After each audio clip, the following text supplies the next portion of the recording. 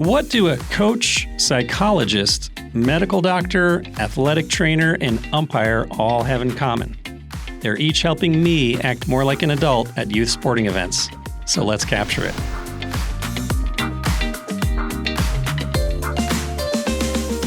Hi, everyone, and welcome back to Sporty-Clips. Capturing the thrill of sports is something I love to do. These are memories that can be relived, shared, and enjoyed for a lifetime. But why do we see signs like this when we get to the local ball field? Why do we adults sometimes take youth sports more seriously than the kids? I wanted to investigate, so I asked 5 experts to sit down with me and share their thoughts. Please join me in part 4 as we talk with umpire Josh. Josh, how you doing? Welcome to Sporty-Clips. Thanks for coming. We met when my son was playing baseball in Arlington last year. Yeah. And I was so impressed. After the game, you reached out to the coach. I think you had noticed that there were multiple cameras and wanted to see if you could study that film and improve. It really blew my mind. And so far in this interview series, I've had a lot of really great conversations, but I'll admit this one I'm really looking forward to because of what you're doing. And, I think I've revealed in the past that I was an umpire at one point, and just there's something about it that I really love. So again, thank you for being here with me today. So I'd just like to start, Josh, can you tell me a little bit about your background and whether you played sports as a kid and kind of what led you to want to umpire? Sure. So I grew up in Tennessee, Middle Tennessee, mostly. Baseball was always my first love. So from the time I was 4 or 5 years old playing t-ball all the way up until I was going into high school, baseball was always the prime thing that I wanted to do. I wasn't all that great, but I could hit the ball, I could field. I was just kind of a portly kid and couldn't really run very much. So going into high school, baseball wasn't an option for me. Tried out for a couple travel teams when I was in 8th grade going into high school, and it just wasn't going to work out. So I was in the marching band through high school, went to college, studied aerospace engineering, graduated, moved to Southern Maryland, and had a lot of time on my hands, and it was, what do I do at night when I get home? And we didn't have kids yet, and I don't have anything to do at night. I don't have homework, and just kind of sitting around.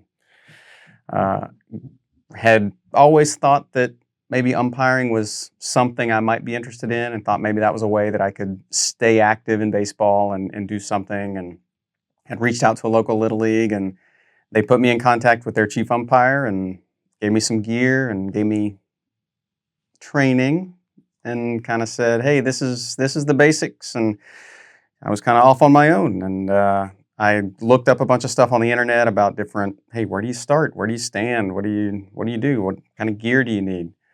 And that kind of got the gears kind of going. And with an engineering background, like the way that things work and the theory behind things kind of intrigues me. And so I really started trying to understand umpire theory. There's a lot of kind of the, if you've ever been to a baseball game and watched the umpires, most people probably haven't. There's a system that is happening, and there's a communication pattern that's happening between the umpires that goes almost unnoticed until you actually start paying attention to it. And I even had a friend one time who didn't like baseball, and kind of asked me, hey, when you go to a baseball game, like, how do you enjoy that? And I said, well, when I go to a baseball game, I like to sit behind the first base dugout. I'm like, well, don't you like to sit behind home plate? I'm like, no, I like to watch what the first base umpire is doing. Wow.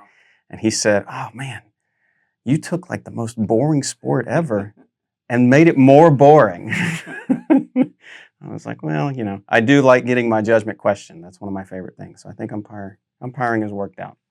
When did that curiosity spark for you? Was it when you were playing ball yourself as a kid, or was it? Yeah, I think as a kid, looking back on it, I think I was always because I caught, because I was kind of a bigger kid. So where do you put the big kid, right? He catches, right? So, and I could catch the ball, and I was decent at playing catcher. Mm-hmm. But I would always, the guy would always talk to me, and I always thought that was interesting. And so I think subconsciously that is probably what made me think, that's kind of, guy behind me is kind of funny. Sometimes he says stuff like, might be something I would be interested in doing. Yeah. I would think that sense of humor could help build rapport also as you're... It 100% does. Yeah. And that is something that I do now when I'm behind the plate, even on the field, like establishing a relationship with the players. Like, you let them know, hey, I'm not going to get everything right. I'm not. I mean, I'm not a professional. This is my professional hobby, but I'm going to do my best. I'm going to work hard for you, but I'm not going to get everything right. Yeah. But if you think I missed something, hey, let's talk about it. Like, I'll tell you what I saw. You tell me how you feel, and eventually we got to move on. We can't harp on it, but having that line of communication with the players is important. Now, you're not going to be able to lie to them. Like, you can't, like, if I'm behind the plate and I tell them, hey, this is what I had, right? If that's not actually what I had, in today's world, everything's on video. And he's going to go back into the dugout and he's going to tell his coach what I said. And now the coach is going to come after me. So there is a fine line there about how much do you engage with the players. But if you can keep it friendly and you can keep it informal and you can just have a dialogue, then I think it goes a long way to establish. And not only that, but especially if you start doing a lot of tournaments or you live in an area where you do a lot of baseball games or you work high school, you're going to see these umpires and these players continually. You're going to see them every week. And if you do a lot of local league stuff, you might see those kids from the time they're playing 13U, Majors Little League, to when they graduate high school. I mean, you might be seeing the same players for 15 years as they go up through the ranks. So being known as an umpire on the field that is consistent, that is truthful, that is going to work hard, it goes a long way. Have you seen the same parents throughout that journey as well? I have, yes. And I bet some of them could be memorable. Some of them are memorable for good or for not so good. But yeah, you kind of know who's going to be vocal and who's not. You learn pretty quick. I really look forward to getting to that in a little bit. One of the things I wanted to mention, the reason that we met, you were umpiring a game for my son, and you noticed that we had multiple cameras set up and reached out to the coach afterward because you wanted to see and maybe study your umpiring style, which I was so impressed by. So we shared that video with you, and hopefully it was helpful. It was extremely helpful, yeah. And now you're pursuing that even further. Can you tell me a little bit more about what you're doing now to continue your umpire progression? Yeah, so the optics of how an umpire presents himself or herself on the field is huge. And it's not something that you can learn by reading about it. There's a mantra, especially when you're in Little League, if you're playing a 6-inning game, right? If you show up to the field looking the part of an umpire, that's going to buy you 2 innings. If you know the rules, that's going to buy you another 2 innings. After that, you're on your own, right? But just looking the part and knowing the rules will get you through almost all the game. And I would say that probably 90-95% of baseball that happens doesn't need an umpire. Like, when a ball goes foul, most people know. It's just the close ones that you got to pay attention to. When a catch is made, most of the times it's obvious. When an out is made at a base, most of the time it's obvious. It's those 5-10% of plays that need officiating where an umpire can either be, oh, he was a great umpire, or, man, that guy was terrible, right? Mm-hmm. So the optics of our positioning and how we look on the field is extremely important. So when I was working the game last fall, I noticed the camera setup and thought to myself, man, if I could get that video, I would not only just get the overhead shot of, what I'm seeing, but I would see what I look like from the side. I would see what my distance and angle were on a play at a base that, I had to run out to. The ability to go back and look at film and do film study on your own performance it's worth its weight in gold. And I don't know that a lot of umpires take the time to do self-evaluation, at least on a critical level. A lot of the videos that we see on the internet are, this is the worst umpire ever. And there's no context given. You don't know what happened before that leading up to an event. You just see some crazy play, and it's always a crazy play. It's never something easy, right? It's a crazy play where an umpire in the moment had to make a decision one way or the other, and somebody's unhappy about it. And instead of having a conversation with the umpire, hey, what'd you see? Right? What rule are you applying here? What knowledge do you have that allows you to make the call that you made? So if it's a judgment call, it's one thing, but if it's a rule interpretation, it's a completely separate topic. So instead of in the moment us having that conversation, it is a Coach comes out screaming, we're screaming and yelling, parents are screaming at him, and nobody gets better in stress. So when all of that starts to rain on the umpire, it's fight or flight mode. And for most guys that don't have awareness training and they don't have the ability to manage all of that going on, it blows up and it's exacerbated and it builds. And then guys want to stop umpiring. Like, Yeah. I'm not going to deal with that anymore. And I think if we can get to a point where not only are the people in the stands better trained, right? There is some accountability that needs to be held to the umpire, because most of us we're not getting paid enough to make a living, but we're also not out there for free. So when there is a monetary exchange, there is the expectation that, hey, we paid for you to be here. You should be giving us your best. Maybe it's an ability. Like maybe that umpire is giving you the best they got. Maybe they're not. Right? And so that's where we get into this kind of, this is the worst umpire ever. Yeah. And we're going to post this on video. Yeah. And in 2025, if umpires are not prepared to be umpiring on TV, then they probably shouldn't be umpiring, because everything is videoed now. Now, it may not be professional level cameras with multiple angles and instant replay, but even at the 8U minors game, little Johnny's grandma's got her phone out and it's being recorded. And if you blow a call or they think you blow a call, the first thing they're all doing is getting that camera and they're looking at it. Now, there are rules in place where they can't use that against you real time, but it's going to be filmed. And then the reaction is going to be filmed. And we have to know that everything we do is being scrutinized. Yeah. I've been doing video for games for a few years now.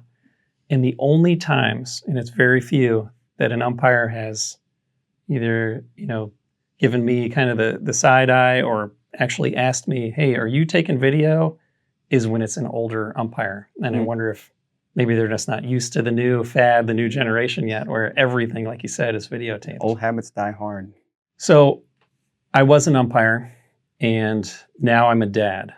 So what I would really like to know from you, Josh, is how can I do better as a parent? Your perspective as an umpire, me as a dad in the stands who is biased and doesn't like calls that don't go my way. I admit it. Yeah. Have you seen any times when parents kind of get unruly, go above what they should be? How do you respond to that? And what can I do better?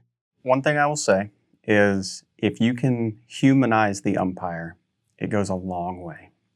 So when I walk onto the field, I always introduce myself on a first name basis to both coaches.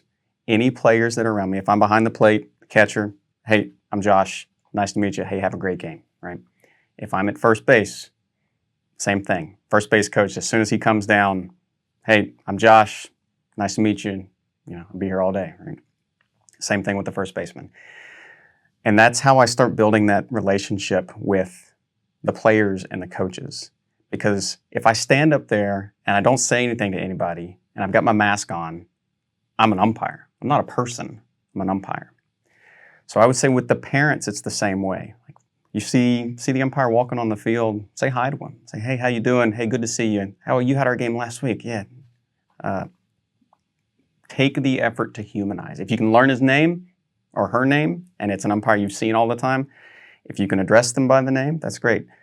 Some umpires don't like to be called by their name. Some like to be called Blue or Sir, and that's fine. I personally like to be called by my name. I think it humanizes me.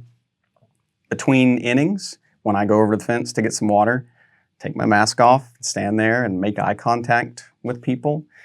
I have found that if you make eye contact with them, they don't say much to you. You staring them down? Or you No, just as I'm getting water, like don't keep my head down, don't keep my back to the fence, but just take notice of what's around you.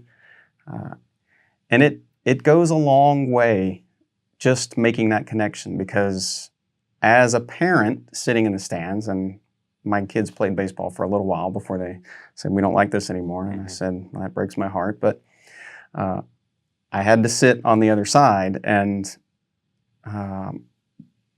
knowing who the umpire is and being able to have a conversation, like when he comes over for water, or if you're filming and comes over and asks you about it, like, yeah, I got this film, I got a YouTube channel, like, here's the link, if you want to see the game. And I think just making that human connection can alleviate a lot of problems. Are there any problems you've experienced you'd be willing to share? Hopefully it wasn't me. Yeah, no, it wasn't you. I had a great experience with your team. I was in a situation, it was a summer collegiate 16U tournament. I was behind the plate. I had a partner that was out in the field, and he had a bang call at third base. Could have went either way. Somebody was going to get upset either way. I don't remember how he ruled on the play, but we'll say he called him out. The guy behind me went nuts. Just went nuts. Like, oh my gosh, that's the worst call. Can't believe you. And just nonstop, blah, blah. So I just turned around, made eye contact with him. He wasn't talking about me. It was my partner. Right? Just turn around, make eye contact with him. And he stopped. Right? Usually that's enough. In our hierarchy of ways to keep people in the game, we have the way that I pronounce it is IAW way, which is IAWE, right? So ignore, acknowledge, warn, eject, right? We don't want to get past the acknowledge stage, right? So as an umpire, this goes for people in the stands. A lot of people in the stands don't know that we hear everything. Mm-hmm. I can attest to that. Literally everything. Even when you think you're talking quietly and your neighbor, we hear everything. I don't know what it is about the way sound funnels behind home plate, but we hear just about everything. We can't have rabbit ears as umpires. We just can't. We could hear clips of conversations and take them the wrong way. It's okay if they think we're wrong. That is okay, right? What's not okay is when they get confrontational about it. But for the most part, we try to ignore. Acknowledge is the second step of that. And acknowledge it can be a look. It could be hey, okay. But it could be, I hear you, right? That can be all it takes. You just acknowledge. And sometimes people just want to be heard. Like, okay, umpire knows that we think that's wrong, right? Sometimes that's enough. Then you've got warn, right? All right, we're not doing this, right? Hey, enough in the dugout, right? Hey, Chris, can you handle that for me, right? Talking to a coach. That would be the warn. Right? We don't want to stand up there and say, this is your official warning, right? That's not going to tamp down anything. If anything, it's going to spiral after that. So we don't want to say, I'm giving you a warning, because I'm not the police. I'm not writing you a ticket, right?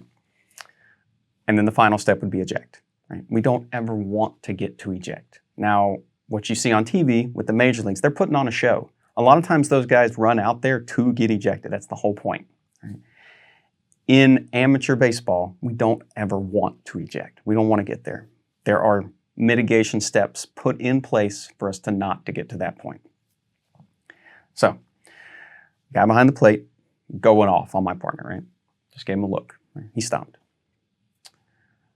A little bit later in the game, bang call at first. Could have went either way again. Just happened to go against this same team. Guy stands up on the fence, banging on the fence, says, you're screaming about my partner. That's the second call you missed. Terrible. This is terrible, right? Banging on the fence. I turn around, look at him. And he goes, you need to do something about your partner. And I said, sir, that's enough. We're not doing this. And he said, don't talk to me. Go talk to your partner. And I said, okay, you're done, right? And I ignored it for as long as I could. I acknowledged him. I warned him. And he didn't leave me a choice, right? And without getting confrontational, without making a big scene, it was just, we had this conversation and we weren't going to have it anymore. We were delaying the game. We were making a scene. We weren't going to do it. So we had him removed, and he stormed off, right? Eventually made a whole scene as he left, clinging and clanging and dragging stuff out, drug this whole thing out. Anyway, continued the game, finished the game. Actually had that guy approach us in the parking lot, which is a no-no, right? So we saw him coming, and we kind of prepared for the worst, right? Like, it's one thing if you see the umpires changing in the parking lot, stay away from them, like, usually, right? But this was after the game, after we'd ejected him. He comes up, and hat off, put his hat in his hand, kind of walked up, kind of kicking the dirt, like, hey, I'm really sorry about that. Like, just gushing an apology, right? And me and my partner were just like, oh, yeah, all right, yeah, thanks for that, But in that moment, we didn't know what was going to happen, right? Because we had ejected this guy, and he made such a scene that we thought he was coming, pick a fight.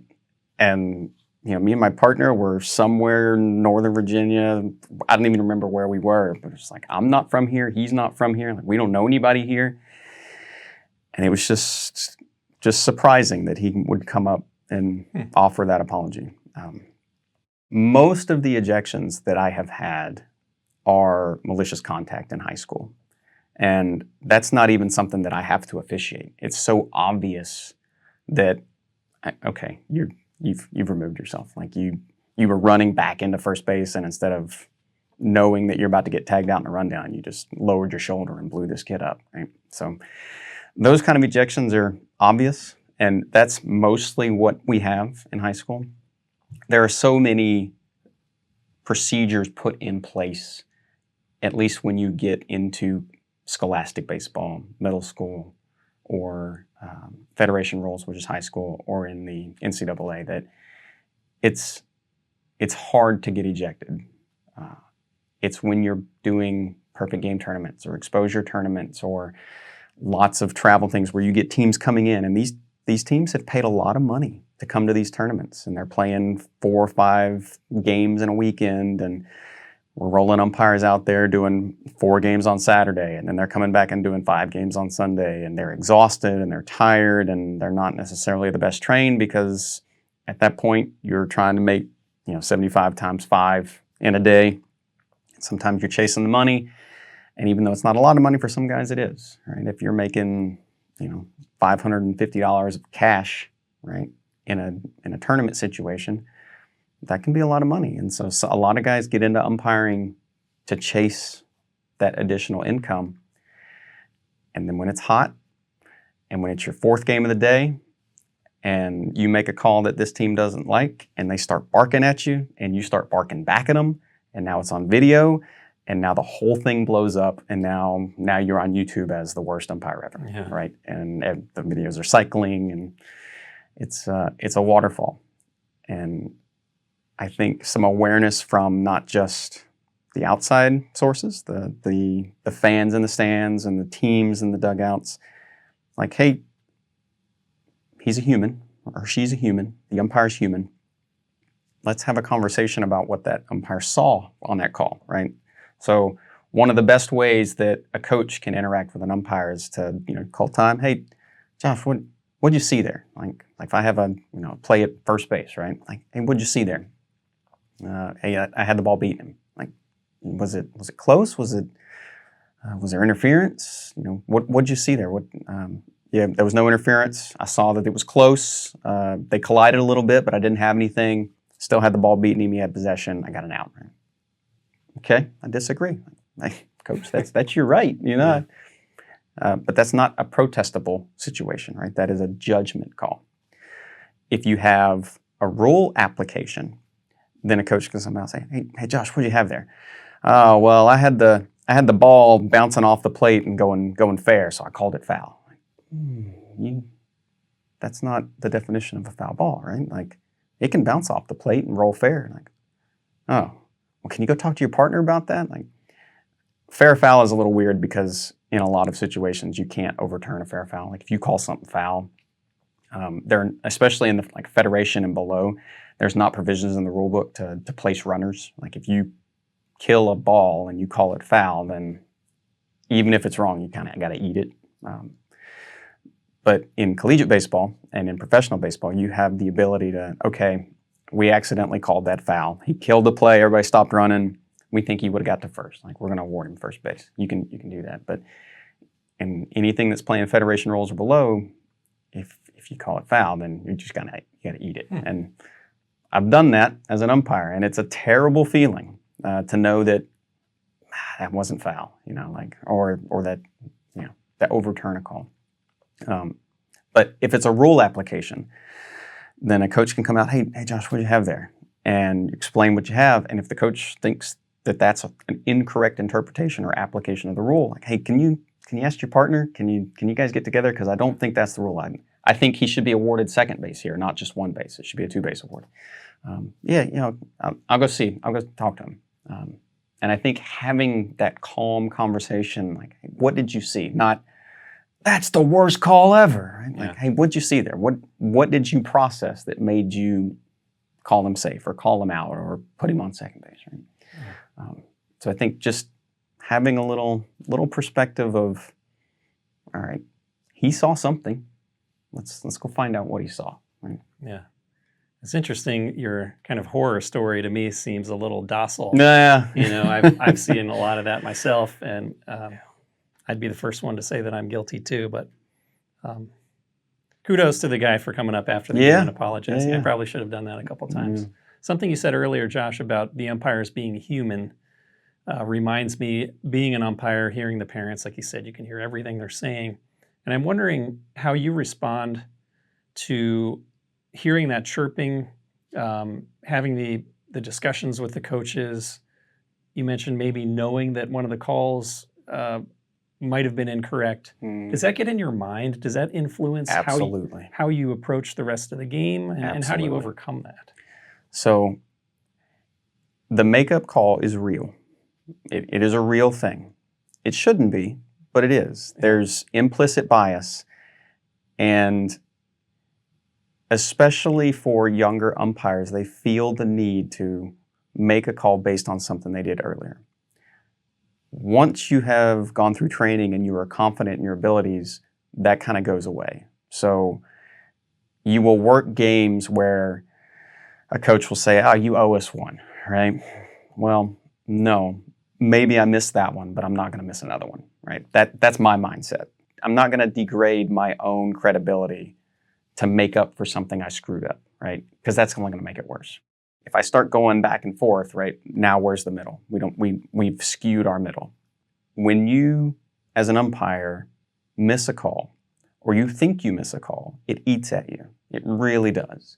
And nobody gets into umpiring because they hate being an umpire, right? It just doesn't happen. Yeah. I mean, why would you? So even if that has been beaten out of an umpire over some course of time, at some point they loved umpiring. They have to, right? To stay with it for any amount of time. There's no amount of money that you can get paid unless you're a professional umpire. There's got to be something to keep you in the game.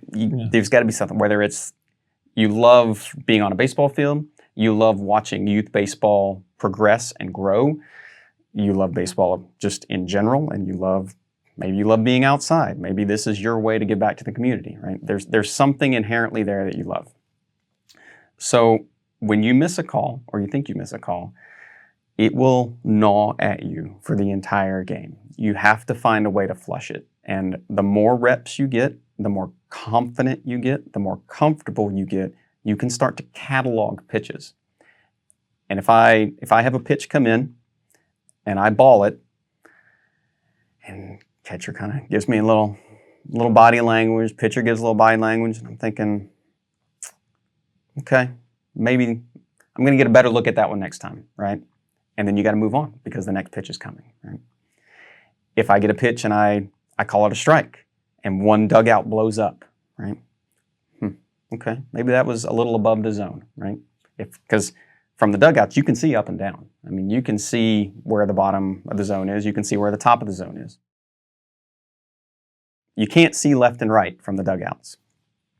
So when pitch comes in and you call a strike and it's high, maybe you think it's at the top of the zone, but you get grumbles, you get a blow up from one dugout. Okay, maybe that was too high. But then you got to move on. You got to go to the next pitch. It gets harder when you have multiple that seem to go against one team. Like it happens. Sometimes the baseball gods are fickle and one team could be on the short end of the stick. And you make a call and it goes against the team in the third base dugout. And then your partner makes a call and it goes against the team in the third base dugout. And then you have a bang bang play and it goes against the team in the third base dugout. And it just, we know that it feels like they're getting hosed. Like they're unhappy. We don't like it any better, but I can't not call what I saw, right? And it starts to stack up. And if you're not ready for it, it can snowball because eventually something's going to happen that's going to be similar, but it's going to happen against the other team. And you can't let what happened earlier in the game influence. Otherwise, all credibility is gone, and that's when the avalanche comes. So they're going to be pulling for any close call to go their way because they had 3 go against them. And it's only going to get worse from there. Yeah. So you have to be able to not allow your implicit bias to creep in. And it can be really challenging, especially like when your catcher comes to bat, to not ring him up on that outside pitch.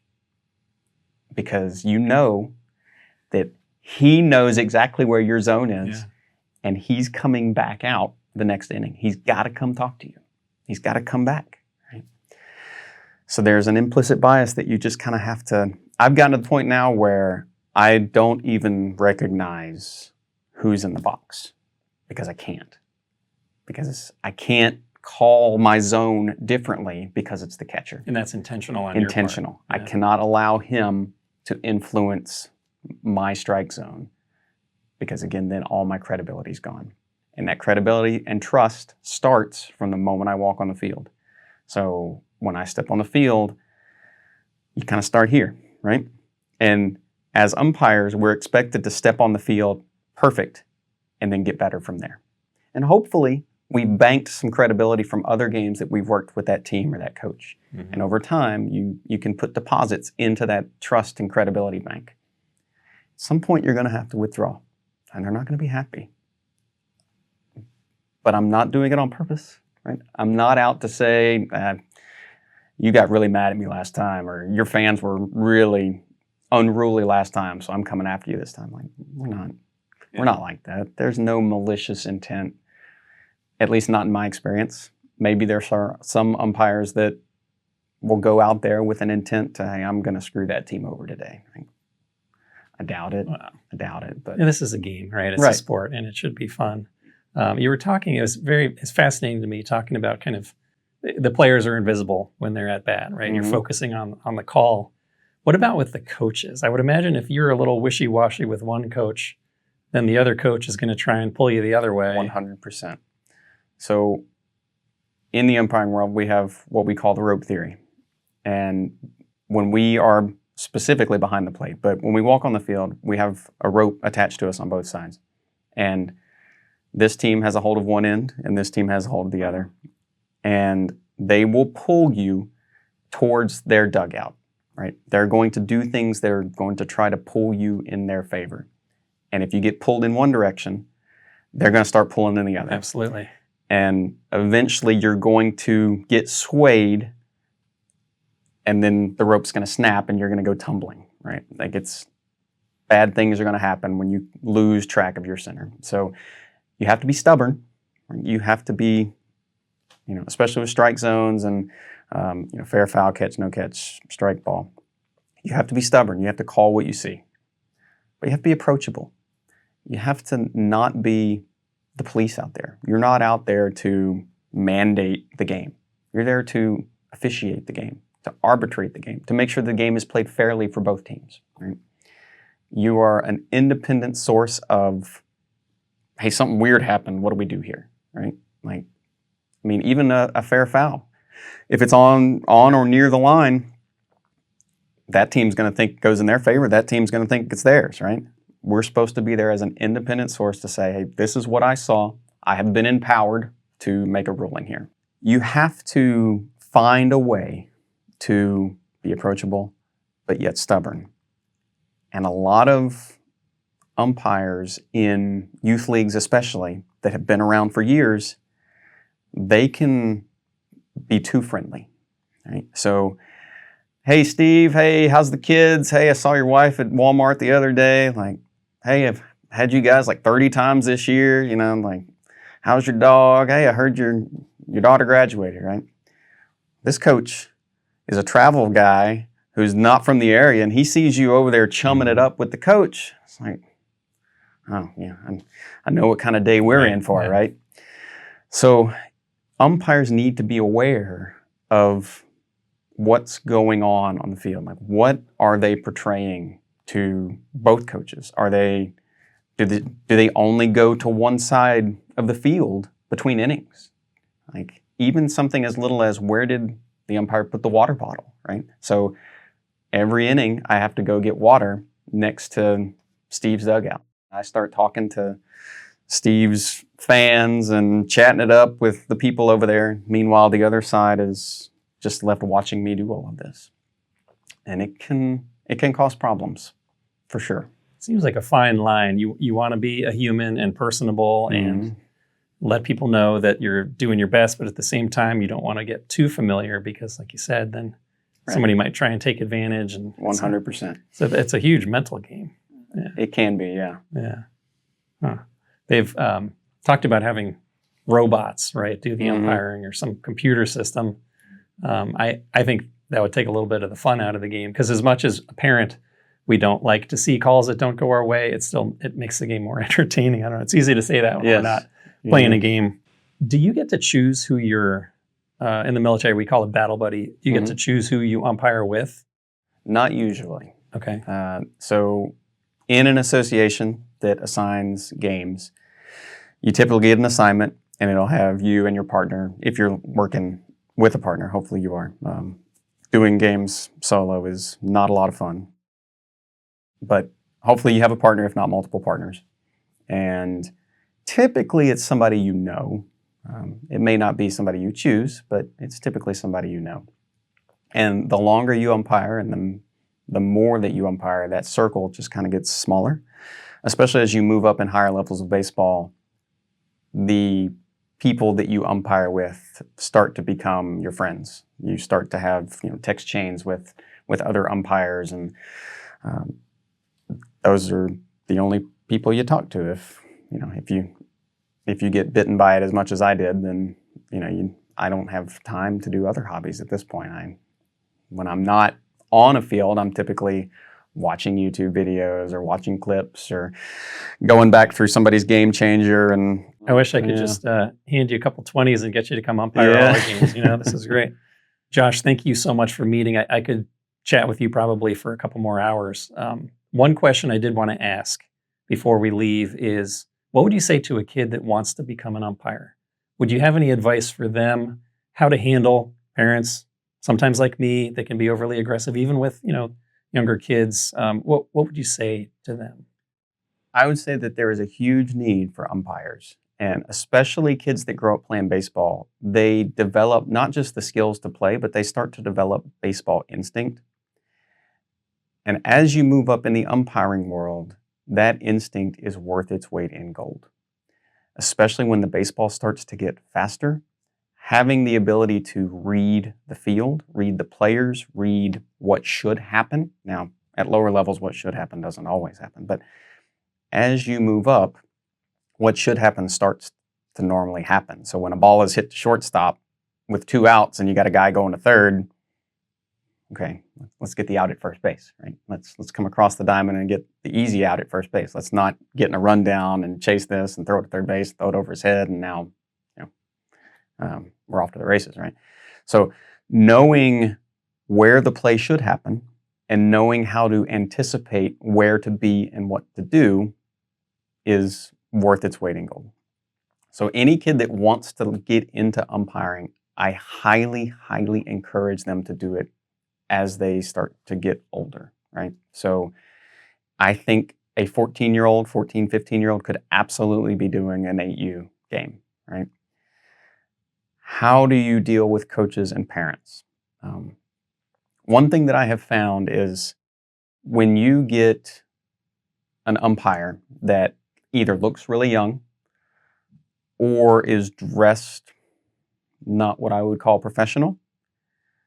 The parents and the coaches may shake their heads and they may grumble and they may, oh my God, like roll their eyes and have conversation with us, but they're usually not attacking the umpire. Like they're almost like, oh, he's a kid, right? We're not, or I mean, look at this guy. Like, we could go yell at him, but he doesn't care. What's it going to do, right? It's when you start to look like a professional umpire and you start to do more important games where people start to have the expectation that you know what you're doing. And that's when they kind of start to come at you. So for younger kids that want to umpire, I would encourage leagues like Little League or travel associations, anybody that assigns those youth levels, to encourage that. Let's bring these in. And we're going to pair them with somebody we trust. We're going to put them on the field, not by themselves, with an umpire that knows what they're doing. And that way they can learn. And they can learn the basics. They can learn the fundamentals. And the more that we can hammer that, the more people are going to leave them alone. In my experience, the more trained you are with fundamentals, the less stuff is going to happen to you. You're going to learn when you should come up strong on a call, when you should not call something, when you should acknowledge it, but hey, that's nothing, right? When do I need to apply this rule that's in the book? And yes, it's in the book, but is now really the time for me to show off my rules knowledge, right? There are times when you need to learn to just kind of keep your mouth shut. And I'm certainly not advocating that we pick and choose which rules we apply, but there's a feel there. And especially when you get into high school, to accompany the rule book, there's a case book. And it's the same amount of pages as the rule book. And typically for every play, there is a scenario listed, right? Like, okay, if you have this happen, this is what the official ruling would be. And knowing how to apply a rule and knowing why a rule is in place can go a long way into how and when you apply that rule.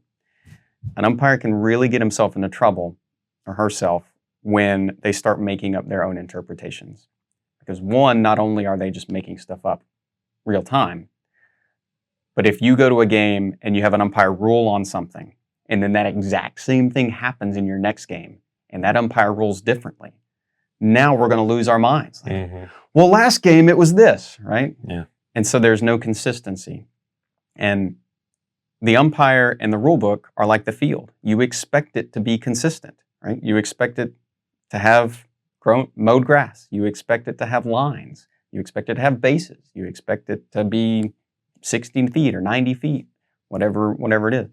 You expect the umpire, especially if you paid him, to know the rules, right? Sometimes that's not a realistic expectation, depending on where you are, but it is an expectation. And when they misapply a rule, I think that's when a coach can come out and, even if he tells you that he misapplied the rule, at least the coach then can say, okay, this is what he told me, right? You may find out when you go home and you start digging in the rule book that that is completely wrong.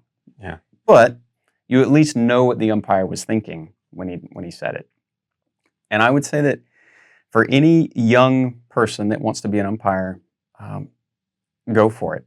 It is getting harder and harder to find umpires to work. And I'm a little biased because that means that the fees and the rates are going up, right? It's harder to find umpires, so Sure. Leagues are paying more and more for them.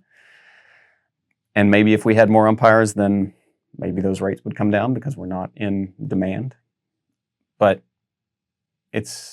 we're getting run ragged. I mean, I've got a friend that works 4 or 5 games on a Saturday. He'll turn around and work 4 or 5 games on a Sunday, and then turn around and work 5 games on Monday. And he's a young guy, and he's not just in it for the paycheck. He's trying to get reps, right? So, he can do that. I have surpassed to the point in my life where I am capable of doing that. I might be able to go do 4 one day, but I'm not going to umpire the next 2 days. It's going to take me a bit to recover. And so you're progressing, Josh, up to the D1 level. Is there a level in your experience that has been the most enjoyable for you to umpire, or is it kind of It the gets sky's the more limit? enjoyable every time I do a higher level. So have been working high school baseball in Maryland for since 2012, so 13 years. There's always new challenges every year. And one of the most enjoyable things I have is training younger guys. So every year we'll get a crop of guys come in that want to get into umpiring, and uh, the local organizations have a pretty good training program, at least to get you up and running, right? When you first join the organization, you're going to be getting middle school level, JV level. That's kind of where they start you out at. But as you get up into varsity high school, baseball starts to get kind of real. And especially once you get into the postseason, there's prestige that comes along with, the teams are happy to make an advance through the playoffs, but we as umpires are fighting for those slots as well. So to get a regional semi or a regional final, or then to get selected to do a state semi or a state final, that there's prestige that comes along with that. But then you kind of, okay, we're going to put all that aside, and now you get picked up by an organization to go work JUCO or D3. And now, hey, baseball's getting better. You're on better fields. You are walking into stadiums that have real people, right? You're working on 3 umpire crews instead of 2 umpire crews, and then that's a whole other learning scenario because you spend so much time working in 2 umpire system. It's kind of like resetting, right? Yeah. And the theory behind umpire positioning and umpire movement on the field and communication between your partners, that's the part that I love about it. And as I have progressed, there is not enough information to keep me satiated. I am constantly looking for videos or books or articles, or even picking the brains of guys that I have met through camps and training that do these higher level games. Just having a conversation and talking to them, like, what would you do in this situation? How did you progress to get to where you are? Sitting at a baseball game with those guys and watching them kind of dissect what's going on in the field. I find it all fascinating. We're leaving tomorrow morning to go to a tournament, and will you go with us to be our umpire? Any chance? You want to go to Pennsylvania? No, I can't. All right. Well, what would you tell me as a parent when this weekend a call doesn't go our way and I'm about to lose my mind? Any advice for me? It's okay to throw your arms in the air and scream in the moment. It's okay. All right. We as umpires expect one side to blow up. Right? Okay. So that is okay.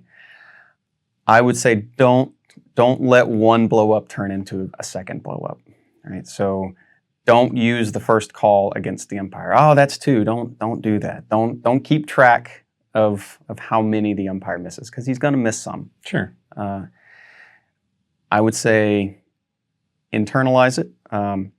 Don't shun the umpire when he comes off the field, right? Like, oh God, here he comes. Like, even if you don't agree, like tell him good game, because you're in a tournament situation. You're probably going to have that umpire again. That's true. Tell him, hey, good game. Hey, we'll see you. Hey, appreciate you coming out.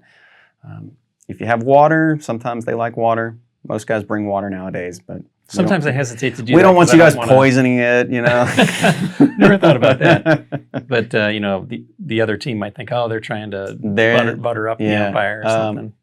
It does get a little weird at cash games. I don't know if the games that you're working are cash at the plate.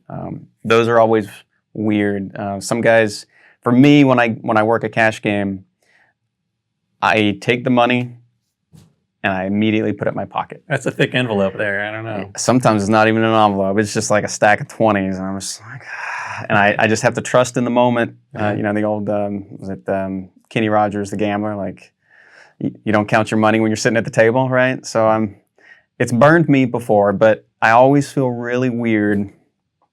Yep, that's 100. Yeah. Right? Like, not only just in the moment with the coaches, but at the plate meeting, everybody sees the exchange, right? So it's interesting. Yeah, I've never seen that myself. It's if you have to keep your eye out. Last question. Oh, I forgot. Forget how many cards are in here, my but you got a goodness. lucky question. to Hopefully answer, it's a please. question I know the answer to.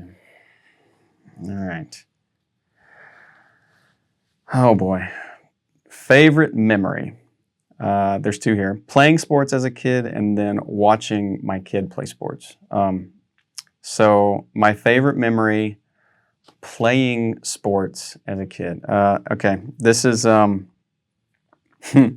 so I played catcher. I was a rather rotund boy. You look great, by the way. I find it Yeah, hard to believe. it's been a lifetime journey to get to where I am Okay. now. So I was probably in 7th grade, playing rec ball. I don't think it was sanctioned Little League, but just whatever the local thing was.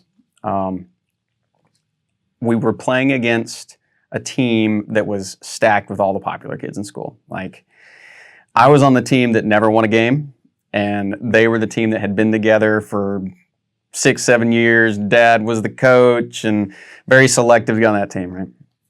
They were beating the brakes off of us. I don't know what the score was, but it was not competitive. Right? They had a runner on third, big kid. I mean, like big for his age kind of kid, not like big kid, but, and like I said, we were 7th grade, so I would have been 12, 13, something like that. Big kid on third base. Very loud, very annoying. I thought he was annoying. Popular kid in school. I thought he was very annoying. He's on third, and pitcher pitches, and I'm playing catcher. I don't remember if it was ball or strike. I don't remember if it was in the dirt, but I caught it, but he was stealing. Didn't matter if the ball passed, he was going, right? So catch the ball, stand up, and he just annihilates me. I mean, this was back before there were rules about malicious contact, but he lowered his shoulder and just knocked the breath out of me. I'm on my back. He's rolling across me. And I just remember laying there looking up and holding my glove in the air. And I had held onto the ball, and he was out. And I still get goosebumps when I think about that. Like, just the dynamics of, in that moment, I won. Like, we may have lost the game in life, whatever, but in that moment, I won. And that's always a good memory. That's neat. Watching my kids play sports. My wife gets mad at me because I think I was coaching my kids a couple years ago playing baseball, and I think in the moment I yelled at my youngest son, not in a malicious way, but just I was in the dugout and he was playing third base, and they had a runner on third, and towering pop fly, right? And he was 9, 10, so playing minors, Babe Ruth League, whatever it was, and they weren't the best at baseball, and so much so that they decided it wasn't for them, right? They don't play anymore, but towering fly ball off the bat, straight at him, just up in the air, lollipop, right to him. Didn't have to do anything, didn't move or anything. So he stands there, and he looks at it, and the kid that was on third just started running, right? No big deal, just took off running. So he's standing there watching this ball, and he goes, doop, and he caught it. No big deal. Just like it was the easiest thing in the world for him. And it was certainly not. I mean, from experience being in the backyard, it was not the easiest thing in the world. But he caught this ball. And me, being dumb, parent, coach, touch third base, touch third base.